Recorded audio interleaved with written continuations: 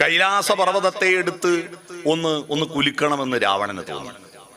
അയനം എന്ന് പറയുന്നത് യാത്രയാണ്. യാത്രകൾ രണ്ടു വിധമുണ്ട്. ആന്തരികവും ബാഹ്യവുമായ യാത്രകളുണ്ട്. ബാഹ്യമായ യാത്രകൾക്ക് പരിമിതികളുണ്ട്. ബാഹ്യമായ യാത്ര പണ്ട് യാത്ര ചെയ്യുവാൻ വേണ്ടിയിട്ട് കാലുകൊണ്ട് നടക്കുക മാത്രമായിരുന്നു പോംവഴി. ആ നടത്തത്തിന് പകരം മൃഗങ്ങളെ ഉപയോഗിച്ച് യാത്ര ചെയ്യാൻ ആരംഭിച്ചപ്പോഴാണ് കുതിരയും കാളയും പോത്തും വാഹനങ്ങളാക്കി യാത്ര ചെയ്യാൻ ആരംഭിച്ച കാലം. നന്ദികേശ്വരൻ ശിവന്റെ വാഹനമാണെങ്കിൽ പോത്ത് യമധർമ്മന്റെ വാഹനമാണ്. തുരകവാഹനം എന്ന് നിങ്ങൾ കേട്ടിട്ടുണ്ടോ? തുരകവാഹനം അയ്യപ്പന്റെ വാഹനം, ധർമ്മശാസ്താവിന്റെ വാഹനമാണ് തുരകം. നമ്മൾ മനസ്സിൽ കണ്ടുപോയത് ഹരിവരാസനം എന്ന ഇതിൽ കേട്ടിട്ടില്ലേ?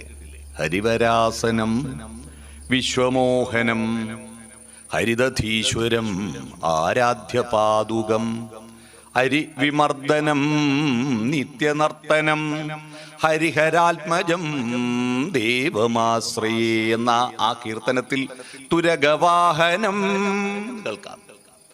ധർമ്മശാസ്താവിന്റെ വാഹനം കുതിരയാണ്. പക്ഷെ നമ്മൾ പുലിവാഹനെ എന്നാണ് പറയുക, അല്ലെ? പുലിവാഹനൻ. തുടക്കത്തിൽ തന്നെ ഹരി എന്ന് പറയുന്നത് സിംഹം, കടുവ, പുലി എന്നിവയെ മൊത്തത്തിൽ സംസ്കൃതത്തിൽ പറയുന്നതാണ് ഹരി. അവയ്ക്കെല്ലാം ഹരി എന്ന് പറയാം. മഹാവിഷ്ണുവിന്റെ പര്യായം മാത്രമല്ല,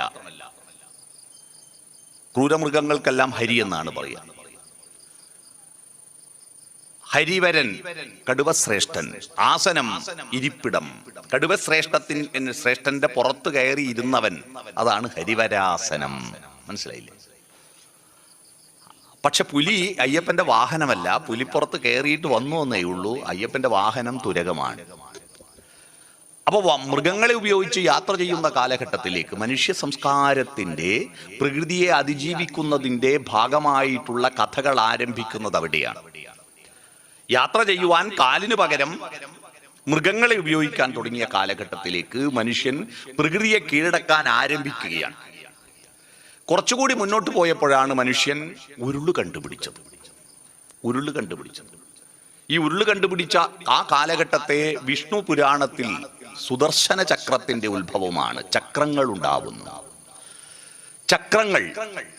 ഈ ചക്രങ്ങൾ വലിയ മരത്തടികളും പാറക്കല്ലുകളും മുന്നോട്ട് എടുത്തുകൊണ്ടുപോകാൻ പ്രയാസപ്പെടുമ്പോഴാണ് മുറിഞ്ഞു കിടക്കുന്ന മരത്തടിയുടെ മേലെ വെച്ചിട്ട് പെട്ടെന്ന് തന്നെ ഉരുണ്ടു പോകുന്നത് കണ്ടപ്പോഴാണ് ഇതിനെ ഉപയോഗിക്കാമല്ലോ എന്ന മനുഷ്യന്റെ കണ്ടുപിടുത്തം ഉണ്ടാവുകയും അങ്ങനെ ചക്രങ്ങൾ കണ്ടുപിടിക്കുകയും ചെയ്തു. ഈ ചക്രങ്ങൾ കണ്ടുപിടിക്കുന്നതോടുകൂടി മനുഷ്യ സംസ്കാരം ആകെ മാറി.